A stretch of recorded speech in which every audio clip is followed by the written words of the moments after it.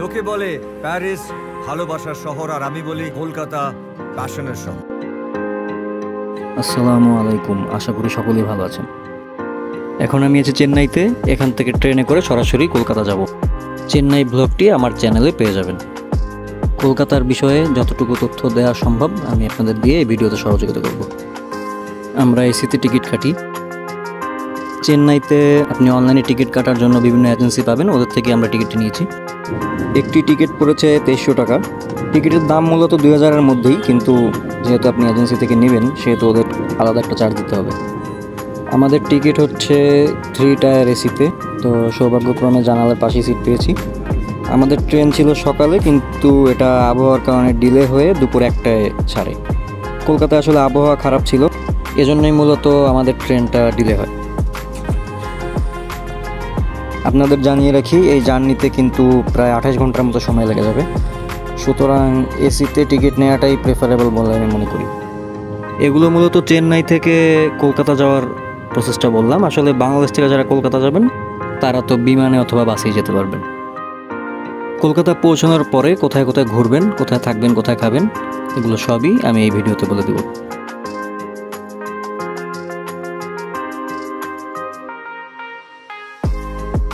জানালার পাশে সিট হওয়ার সবথেকে বড় সুবিধা হচ্ছে আপনি বাইরের ভিউটা খুব ভালোভাবে ফিল করতে পারবেন।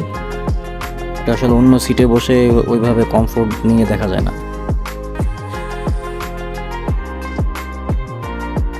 আর এই লম্বা জার্নিতে খাওয়া দাওয়া সব ট্রেনের মধ্যেই সারতে হবে। ট্রেনের ভিতরে খাবার দাবার পাবেন এবং যখন বিভিন্ন স্টেশনে থামবে সেখান থেকে খাবার কিনে নিতে পারবেন।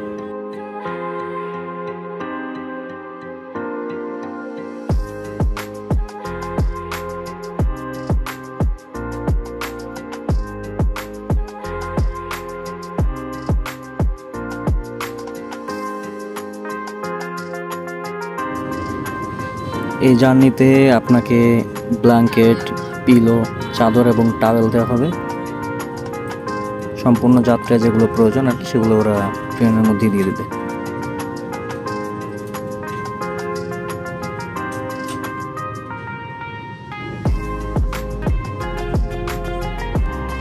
চেন্নাই থেকে যারা কলকাতা যাবেন, জার্নি যেহেতু লম্বা সেহেতু আপনার প্রয়োজন মতো যা যা লাগে সেভাবে প্রিপারেশন নিয়ে তারপর ট্রেনে উঠবেন।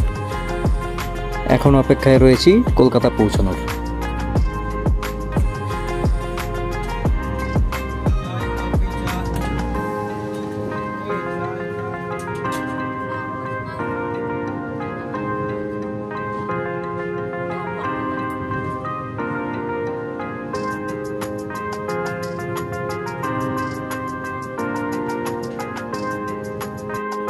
ফাইনালি আমাদের ট্রেন জার্নি শেষ এবং সাঁতরাগাছি স্টেশনে নেমে আমরা সেখান থেকে উবার নিয়ে সরাসরি যাচ্ছি মার্কো স্ট্রিটের দিকে। বাংলাদেশিরা যারা কলকাতায় যান তারা এই মার্কো স্ট্রিটেই ওঠেন এবং এখানে অনেক হোটেল পাবেন। আশেপাশে অনেক বাংলাদেশি মানুষজন পেয়ে যাবেন। এলাকাটি বাংলাদেশি খাবারের জন্য খুবই জনপ্রিয়, আর ওখানে সমস্ত মানি চেঞ্জার পেয়ে যাবেন। আর বাংলাদেশে যাতায়াত করার জন্য সকল প্রকার বাসের কাউন্টারগুলো ওখানে পাবেন। কলকাতায় যারা যাবেন তাদের প্রথম চিন্তাটাই আসলে থাকে যে আমরা কোথায় থাকবো। তো মার্কুইস স্ট্রিটে অসংখ্য হোটেল আছে, সব হোটেলই ভালো। ওখানে একদম সস্তাতেই নন এসি এবং এসি হোটেল পেয়ে যাবেন, ওটা নিয়ে চিন্তার কোনো কারণ নেই। এখানে আজকে আবহাওয়া খুবই খারাপ, তো আমাদের উবার ড্রাইভার উনি বললেন যে মার্কুইস স্ট্রিটে সামান্য পানি উঠেছে। আর বাংলাদেশেও ফোনে খোঁজখবর নিলাম যে ওদিকে বন্যার পরিস্থিতিও তেমন একটা ভালো না। তো সব কিছু মিলিয়ে আসলে এই গাড়িতে বসে চিন্তা করতে করতে এগোচ্ছি যে 2-3 দিনের কম থেকে ঘোরাঘুরি শেষ করে দেশের দিকে ফেরা যায় কিনা। একে তো কলকাতার আবহাওয়া তেমন একটা ভালো না, ওদিকে নিজের দেশের বন্যা পরিস্থিতিরও অবস্থা খুব একটা সুবিধাজনক না। তো এর মধ্যে আসলে বেশি দিন ঘোরাঘুরি করা বা ওই মন মানসিকতাটা আসলে থাকে না, ওখানেই মন খারাপ হয়ে গেছিলো আর কি। আর যেহেতু এর আগে চেন্নাইতে অনেকদিন থেকে এসেছি, তো দেশেও কিছু কাজ রয়েছে, যতটা দ্রুত সম্ভব ঘোরাঘুরি শেষ করে ফিরে যাব। এখন দেখা যাক একদিনের ভিতরে মানে আগামীকাল সারাদিনে কতটুকু জায়গা ঘুরে শেষ করতে পারি।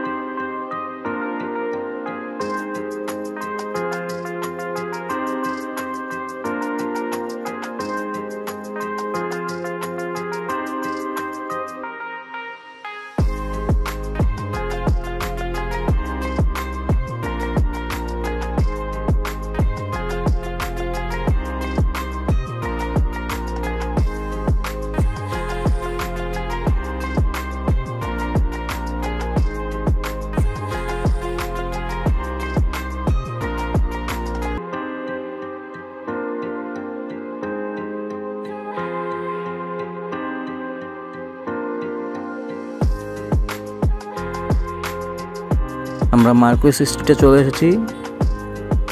তো রাস্তায় অনেক পানি দেখা যাচ্ছে। টানা 2 দিন বৃষ্টির কারণে এই পরিমাণ পানি জমে যায়। তো এখানে নেমে মূলত আমরা সবার আগে একটি হোটেল ঠিক করি এবং তারপরে ফ্রেশ হয়ে আশেপাশে ঘুরতে বেরোই। সন্ধ্যার ঘোরাঘুরিটা শুরু হবে চা দিয়ে। এখানে একটি ফেমাস চার দোকান আছে, এখানে ম্যাক্সিমাম মানুষই চা খেতে আসে। এখানে আপনারা চা ট্রাই করতে পারেন। আমি 25 রুপি দিয়ে মালাই চা নিয়েছি। এর মধ্যে আসলে অনেক বেশি পরিমাণে মালাই দিয়েছিল, যার জন্য চাটা খেতে খুবই ভালো লেগেছে।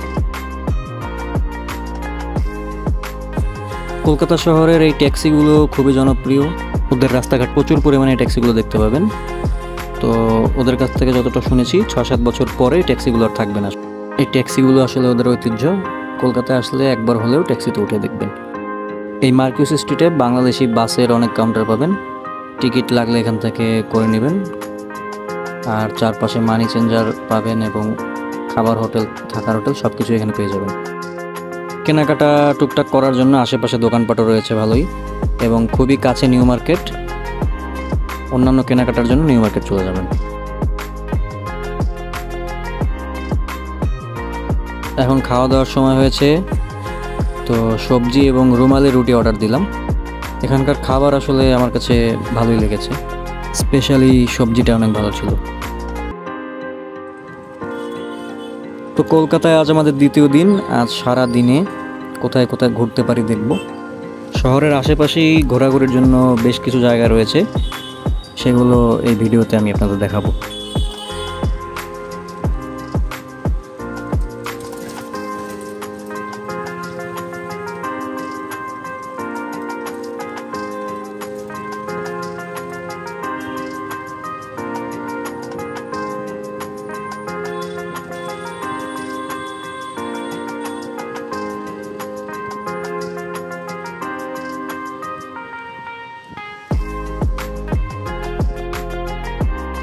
তো চা নেওয়ার পরে ডিসিশন নিলাম যে এখান থেকে আমরা সরাসরি ভিক্টোরিয়া মেমোরিয়ালে যাব। তো সকালবেলা 10 টাকায় এলাচি দিয়ে 1 কাপ চা, আসলে এর মজাই আলাদা। চা খুব ভালোই ছিল। একটু সামনেই রয়েছে ইন্ডিয়ান মিউজিয়াম। কলকাতার এই মিউজিয়ামে আপনি অনেক কিছু পাবেন। এখানে আসলে আমরা প্রবেশ করিনি, কারণ আমাদের সারাদিনে অনেক জায়গায় ঘুরতে হবে। ভিক্টোরিয়া মেমোরিয়াল পুরোটা ঘুরতে অনেক সময় লেগে যাবে, এজন্য আমরা দেরি না করে সরাসরি ওই দিকেই রওনা হলাম। তবে হাতে সময় থাকলে আপনারা এখানে অবশ্যই ঘুরে যাবেন। আমরা একটি উবার ডেকে নেই। এখন আমাদের গন্তব্য ভিক্টোরিয়া মেমোরিয়াল। আপনারা ট্যাক্সিতেও যেতে পারবেন, সেক্ষেত্রে উবারে ঢুকে একটু ভাড়াটা দেখে নেবেন যে ওখানে যেতে কয় টাকা কি লাগে।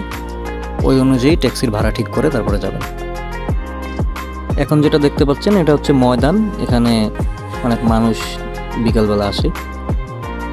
তো এই জায়গাটার সাথে ওদের অনেক ইতিহাস আছে। বিকেলের দিকে চাইলে এই জায়গাটিতে ঘুরতে আসতে পারেন।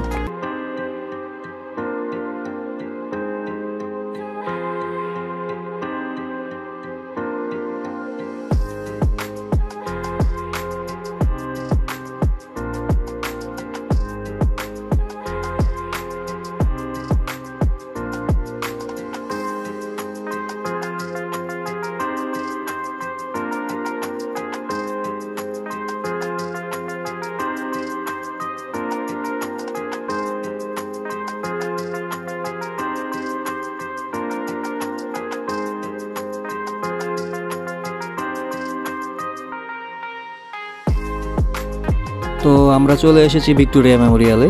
এরপরে আমাদের ভিতরে প্রবেশের পালা।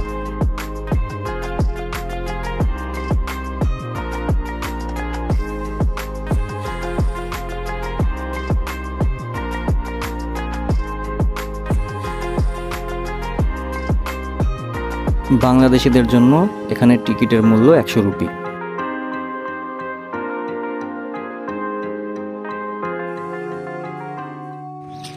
এই ভিক্টোরিয়া মেমোরিয়ালকে ভিক্টোরিয়া স্মৃতিসৌধ বলা হয়।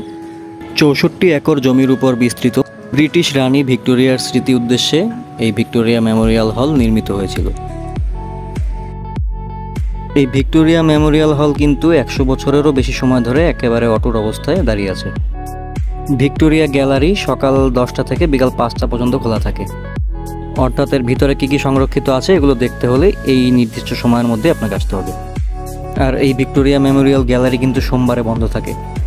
তবে অনেকে এখানে হাঁটতে আসেন, অর্থাৎ সামনে যে বাগানটি রয়েছে এখানে সবাই হাঁটা চলার জন্য সকালে আসে। তো সকাল 5:30-6টার দিক থেকেই ওই বাগানটা খুলে দেওয়া হয়। এখানে ভারতবর্ষের আশেপাশের দেশগুলো অর্থাৎ সার্কভুক্ত দেশগুলোর জন্য টিকিট মূল্য 100 রুপি এবং ফরেনারদের জন্য টিকিট মূল্য 500 রুপি। চলুন ভিতরে কী কী রয়েছে টুকিটাকি দেখে নেওয়া যাক।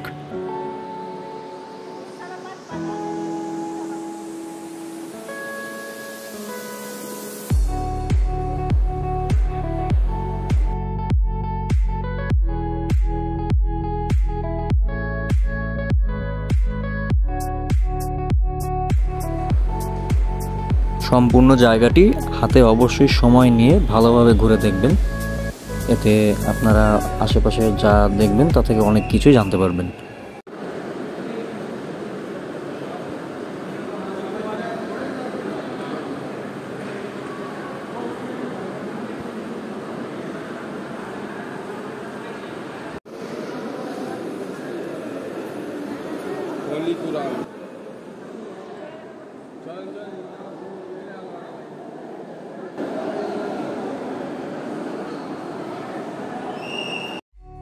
ভিক্টোরিয়া মেমোরিয়ালে 25টি গ্যালারি রয়েছে। এই জাদুঘরটি শহরের অন্যতম জনপ্রিয় আকর্ষণে পরিণত হয়েছে। স্মৃতি বিজড়িত যা যা রয়েছে, চলুন তার বেশ কিছু অংশ আজ এখানে দেখে নেওয়া যাক।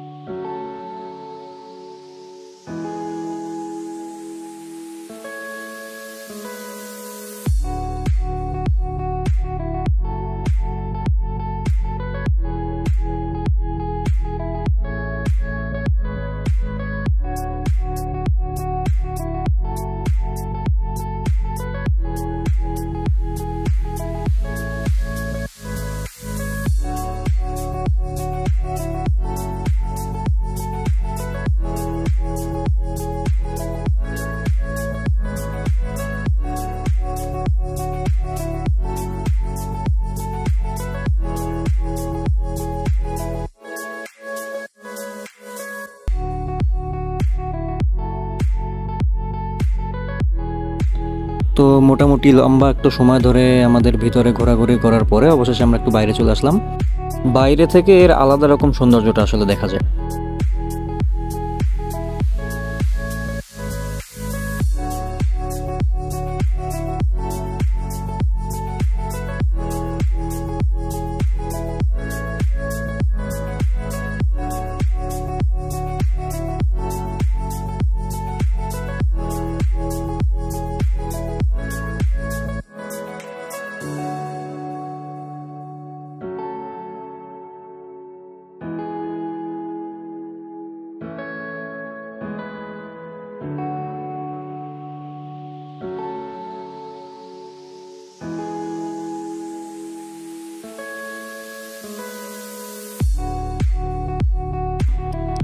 এই জায়গাটুকুতে মূলত ভোরবেলা এবং বিকালবেলা অনেকে বিশ্রামের জন্য আসেন এবং হাঁটার জন্য আসেন।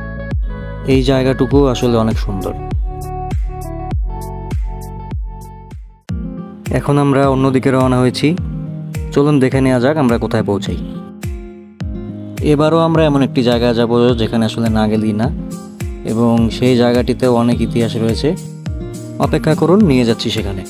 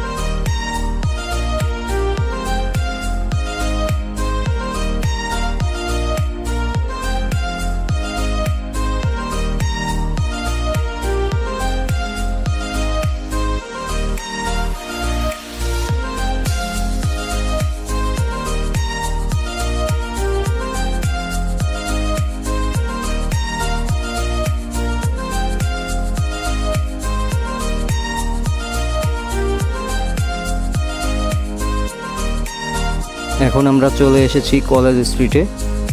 এই কলেজ স্ট্রিটে আসলে ঐতিহাসিক একটা জায়গা রয়েছে, সেটা আপনাদের এখন দেখাচ্ছি। এটা হচ্ছে কফি হাউস। এই কফি হাউস তো আপনারা চেনেনই, এটা নিয়ে তো আলাদা করে আর বলার কিছু নেই।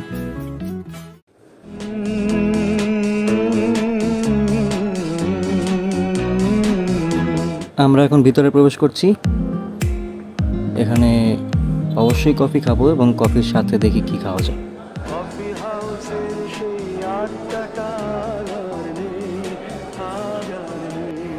এটি হচ্ছে মান্নাদের সেই কফি হাউস গানটার যে জায়গাটা কিন্তু বিখ্যাত হয়েছে সেই গানটার জন্যই।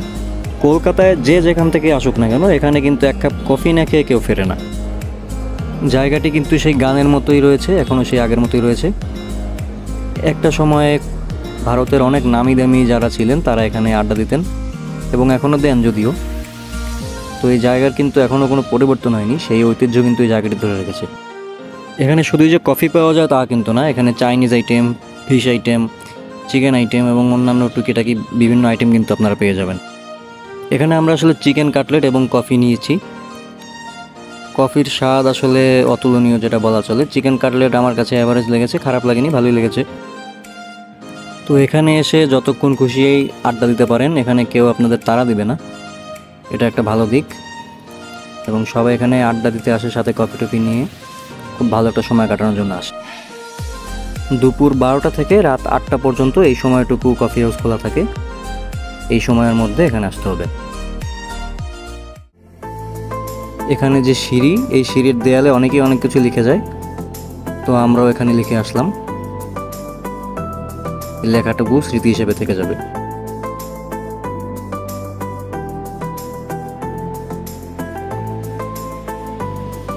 এবার আমাদের গন্তব্য হাওড়া। অর্থাৎ ঐতিহাসিক হাওড়া ব্রিজটা আমরা একটু দেখে আসব। তো এই কলেজ রোডের এই মাথায় গেলে এখান থেকে আপনারা বাসে উঠতে পারবেন, বাসে উঠে সরাসরি হাওড়া ব্রিজেই নামতে পারবেন।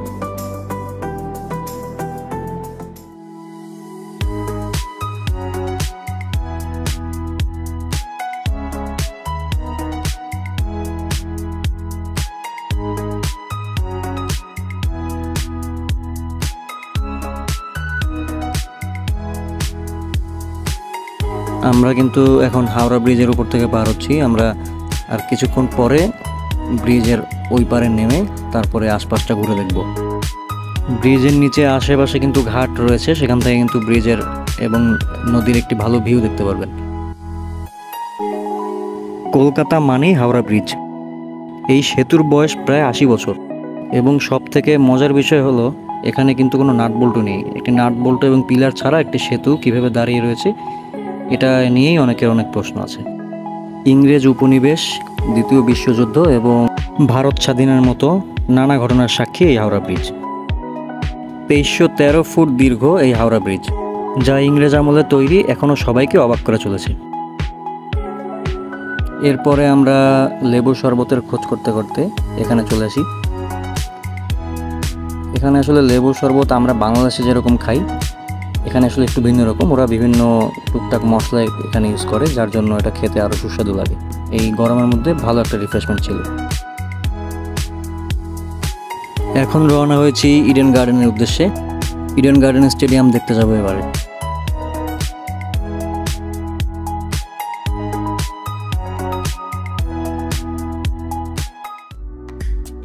এই ট্যাক্সিগুলো ওদের ঐতিহ্য। এই ট্যাক্সিতে করেই আপনারা এই কলকাতায় আসলে বিভিন্ন জায়গায় যেতে পারবেন এবং একবার হলেও এই ট্যাক্সিতে উঠে যাবেন।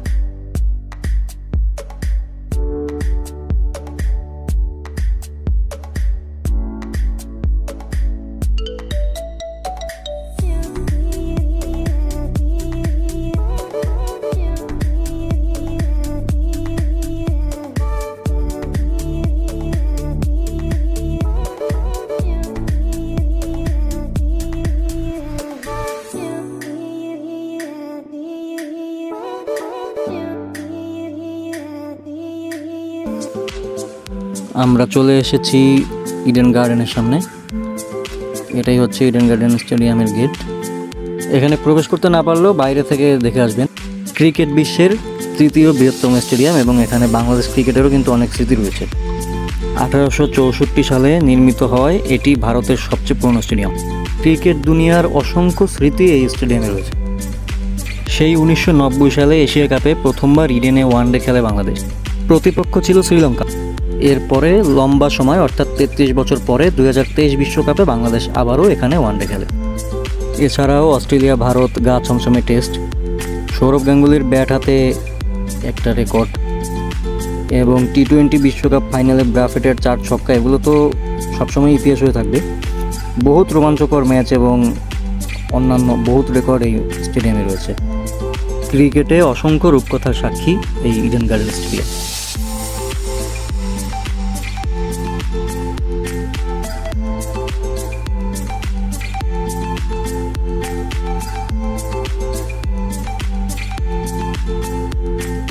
এবার আমরা কোথায় যাচ্ছি সেটা কিছুক্ষণ পরে দেখতে পাবেন।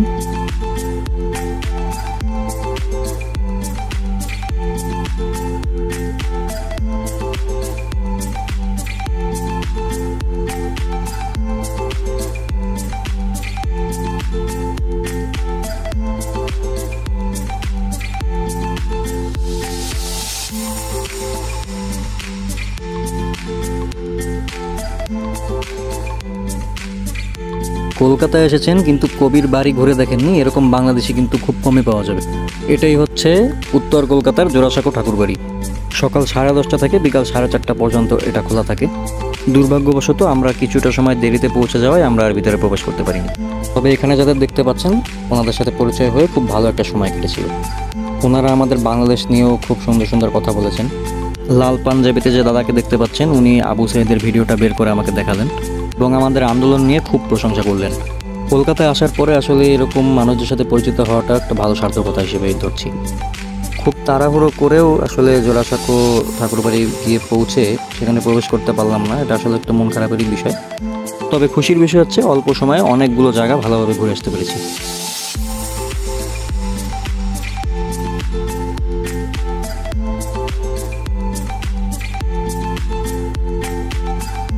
আবারও চলে আসলাম মার্কুস স্ট্রিটে। কিছুক্ষণ পরে অর্থাৎ সন্ধ্যা হলে সন্ধ্যার পর আমরা বেরিয়ে পড়বো আবারও। ততক্ষণে আশেপাশের রাস্তায় আরও একটু হাঁটাহাঁটি সেরে নেব।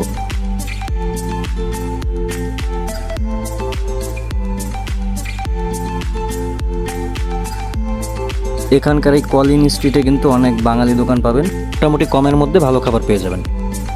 এখানে এক ছোট্ট বন্ধুকেও পেয়ে গেলাম। অবশেষে আমরা সন্ধ্যার পরে আবারও বের হলাম।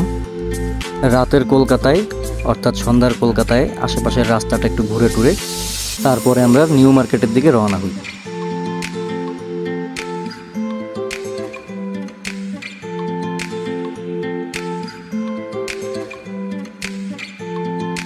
কলিন স্ট্রিট অথবা মার্কুস স্ট্রিট যে কোনো জায়গা থেকেই নিউ মার্কেটের রিক্সা ভাড়া 40 রুপির মতো হবে।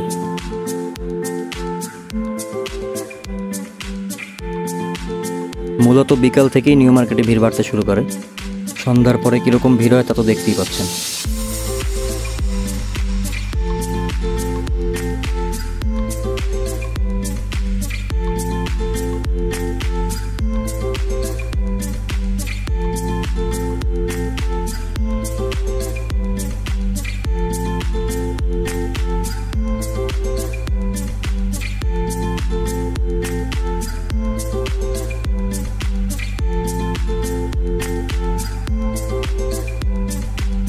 বাংলাদেশিদের প্রচুর ভিড় দেখা যায় নিউ মার্কেটে।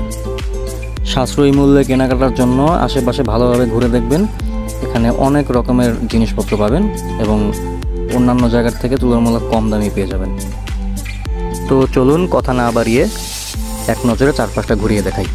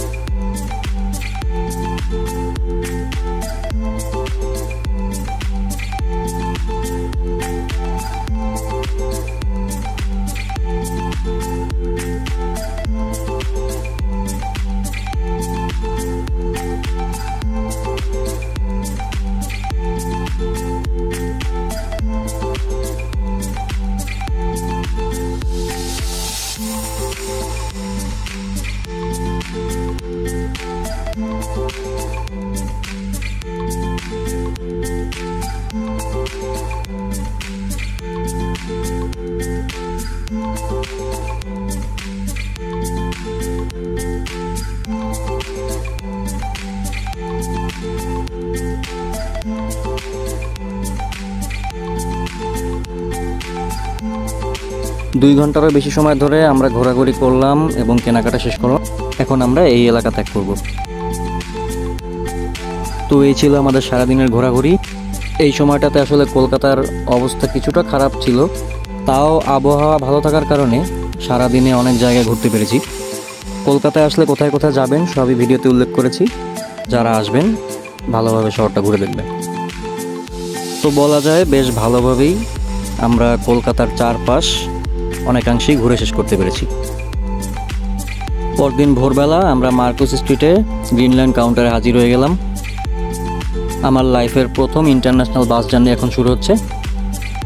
কলকাতা থেকে সরাসরি আমরা ঢাকায় পৌঁছে যাব। ভিডিওটি দেখার জন্য ধন্যবাদ। এই বাস জার্নিটি নিয়ে আমার চ্যানেলে ভিডিও পেয়ে যাবেন। সবাই ভালো থাকবেন।